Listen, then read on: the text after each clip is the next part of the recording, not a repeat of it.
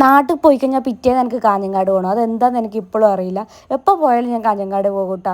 അവിടുന്ന് കുറച്ച് സാധനങ്ങളെല്ലാം അമ്മേരെ പീടികയിലേക്ക് മേടിക്കാനുണ്ടായി. ഹോൾസെയിലിനാണ് നമ്മൾ എടുക്കുക. അതൊക്കെ വാങ്ങിച്ചിട്ട് ഞാൻ നേരെ പോയത് ഒരു സിൽവറിൻ്റെ പീടികയിലേക്കാണ്. എനിക്ക് ആമമോതിരം വാങ്ങിക്കണം ഭയങ്കര ആഗ്രഹമുണ്ടായി. അപ്പോഴത്തെ കയ്യിൽ ഞാൻ കണ്ടിട്ടുണ്ടായിരുന്നു. അപ്പോൾ അങ്ങനെ ആമമോതിരം വാങ്ങിച്ചു. പിന്നെ നേരെ പോയത് 10 രൂപേൻ്റെ പീടികയിലേക്കാണ്. ഇതെന്താ സംഭവം എന്ന് അറിയാം. ഏത് സാധനം എടുത്താലും നമുക്ക് 10 രൂപയ്ക്ക് ഇടുന്ന് കിട്ടും. അതുകൊണ്ട് തന്നെ കാഞ്ഞങ്ങാട് എപ്പോൾ പോയാലും ഞാൻ 10 രൂപേൻ്റെ വീട് കയറും. അവിടെ നിന്ന് ഇറങ്ങിയിട്ട് കുറച്ച് തുണിയെല്ലാം മേടിച്ചിട്ട് ഞാൻ നേരെ ഫ്രൂട്ട്സിൻ്റെ ഇടയിലേക്ക് പോയി. അമ്മക്ക് ഷുഗർ ആയതുകൊണ്ട് കുറച്ച് ഫ്രൂട്ട്സ് മാത്രമേ കഴിക്കാൻ പറ്റൂ.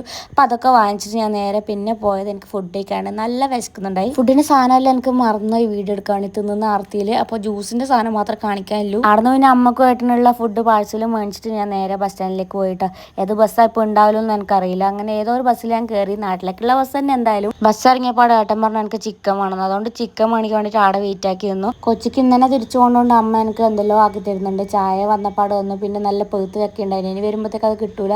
അതുകൊണ്ട് അപ്പം തന്നെ മേടിച്ച് തിന്നു. പാതിരാത്രിക്കാണ് ട്രെയിൻ കയറി. അതുകൊണ്ട് രാത്രി വീഡിയോ എടുക്കാൻ പറ്റിയിട്ട് രാവിലെ എടുക്കുന്നുണ്ട്. അങ്ങനെ നല്ല ക്ഷീണമുണ്ട് എൻ്റെ ഫേസിൽ. നിങ്ങൾക്ക് തന്നെ കാണുമ്പോൾ മനസ്സിലാവും. അമ്മ കുറേ കപ്പക്കായെല്ലാം തന്നിട്ടുണ്ട്. അതെല്ലാം മേടിച്ചിട്ട് വന്നു. അപ്പോഴത്തേന് എനിക്ക് കോഴിക്കോട് നിന്ന് ട്രെയിനിൽ നിന്ന് കിട്ടിട്ടോ. അങ്ങനെ അപ്പോഴത്തേനും കൂട്ടിയിട്ട് ഞാൻ ഇങ്ങനെ വെയിറ്റ് ആക്കി നിൽക്കുകയാണ്. അപ്പോഴത്തേക്ക് പാർവതി മമ്മി ഞങ്ങളെ പിക്ക് ചെയ്യാൻ വേണ്ടിയിട്ട് വന്നു.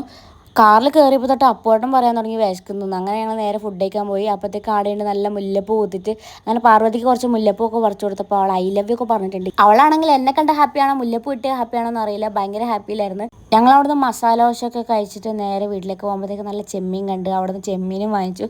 വീട്ടിലെത്തിയാട് നല്ലപോലെ കുളിച്ച് ഫ്രഷ് ആയിട്ട് കുളിച്ച് സുന്ദരമായിട്ട് നിൽക്കുമ്പോഴത്തേക്കുണ്ട് മമ്മി എനിക്ക് മുന്തിരി കൊടുത്തിരുന്നത്. അപ്പോൾ ഞാൻ മുന്തിരിയൊക്കെ പറക്കി തിന്നു. സുപ്രാമയാണെങ്കിൽ എൻ്റെ അടുത്ത് ഇരുന്ന് ചക്കക്കൂരൊക്കെ ചുണങ്ങുന്നുണ്ട്. ഉച്ചക്കേക്കുള്ള കറിക്ക് വേണ്ടിയിട്ടാണെന്ന് തോന്നുന്നു. ഉച്ചക്കേക്കുള്ള ഫുഡൊക്കെ കഴിച്ച് ഞാൻ സമാധാനത്തിൽ കിടന്നുറങ്ങി.